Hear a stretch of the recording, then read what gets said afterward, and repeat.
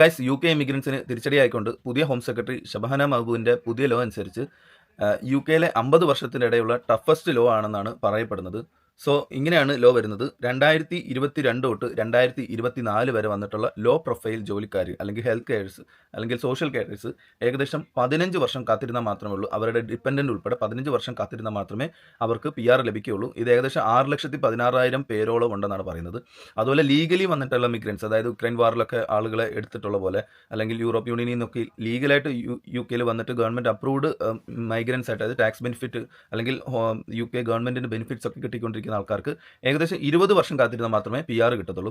അതുപോലെ illegal immigrants ആയിട്ടുള്ള, അതായത് യു കെയിലേക്ക് ഇല്ലീഗലായിട്ട് വന്നിട്ട് ജോലി ചെയ്യുന്നതും അതുപോലെ ടൈം കഴിഞ്ഞിട്ട് അവരുടെ വിസ കാലാവധി കഴിഞ്ഞിട്ടും ഇല്ലീഗലായിട്ട് യു കെ നിൽക്കുന്നവർക്കും ഏകദേശം 30 വർഷം നിന്നാൽ മാത്രമേ യു കെയിൽ PR കിട്ടുള്ളൂ. പണ്ടൊക്കെ അത് കുറച്ചാൾ ഇല്ലീഗലായിട്ടൊക്കെ നിന്നിട്ട് PR മാറ്റാൻ പറ്റുമായിരുന്നു. അതുപോലെ NHS സ്റ്റാഫായിട്ടുള്ള ഡോക്ടേഴ്സും നഴ്സുമാർക്ക്, അതുപോലെ ഹൈ പെയ്ഡ് ടാക്സുകാർക്കൊക്കെ 5 വർഷം കാത്തിരുന്നാൽ അവർക്ക് PR കിട്ടാൻ സാധ്യതയുണ്ട്. 6 മാസം 1 വർഷം കൂടുമ്പോഴേക്കും ഇവിടെ നിയമങ്ങൾ മാറ്റിയിട്ടുണ്ടെങ്കിലും ഇത്രയും ടഫായിട്ടുള്ള നിയമം ആദ്യമായിട്ടാണ് വന്നിട്ടുള്ളത്.